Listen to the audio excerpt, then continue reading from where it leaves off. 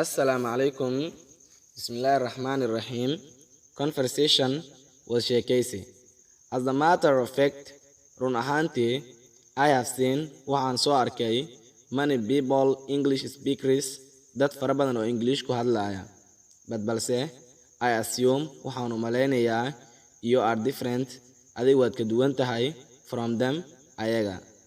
Not assumption, u malayn le ma ahan, it is the reality, waaba dhabta.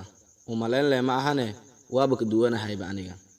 Okay, hagaag, is English studying, barashada Englishiga, tremendously important, si balaaran may muhiim u tahay.